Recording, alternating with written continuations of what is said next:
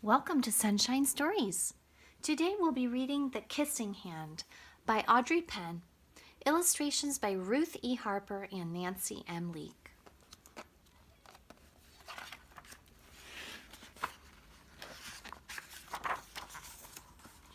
The Kissing Hand.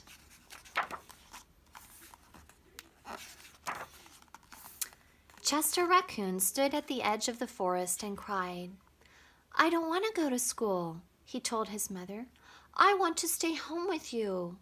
I want to play with my friends and play with my toys and read my books and swing on my swing. Please, may I stay home with you?" Mrs. Raccoon took Chester by the hand and nuzzled him on the ear. "Sometimes we all have to do things we don't want to do," she told him gently, "even if they seem strange and scary at first. But you will love school once you start. You'll make new friends and play with new toys, read new books, and swing on new swings. Besides," she added, "I know a wonderful secret that will make your nights at school seem as warm and cozy as your days at home." Chester wiped away his tears and looked interested. "A secret? What kind of secret?" "A very old secret," said Mrs. Raccoon. "I learned it from my mother, and she learned it from hers. It's called the Kissing Hand." "The Kissing Hand?" asked Chester. "What's that?" "I'll show you."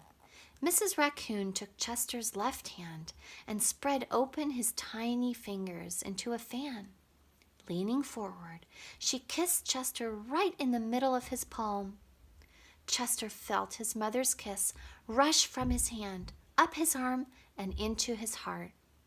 Even his silky black mask tingled with a special warmth. Mrs. Raccoon smiled. "Now," she told Chester, "whenever you feel lonely and need a little loving from home, just press your hand to your cheek and think, 'Mommy loves you, Mommy loves you.' And that very kiss will jump to your face and fill you with toasty, warm thoughts." She took Chester's hand and carefully wrapped his fingers around the kiss. "Now, do be careful not to lose it," she teased him. "But don't worry. When you open your hand and wash your food, I promise the kiss will stick." Chester loved his kissing hand.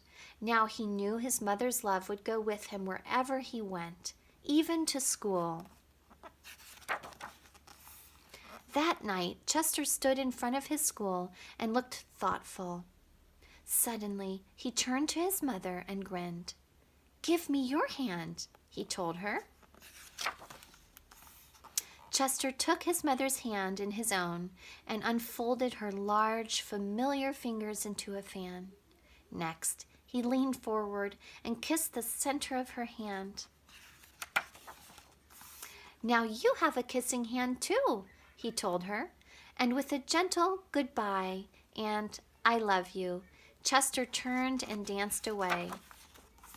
Mrs. Raccoon watched Chester scamper across a tree limb and enter school. And as the hoot owl rang in the new school year, she pressed her left hand to her cheek and smiled. The warmth of Chester's kiss filled her heart with special words. "Chester loves you," it sang. "Chester loves you." And here are the forest animals at school. The end. Thank you for joining us today, friends. See you next time.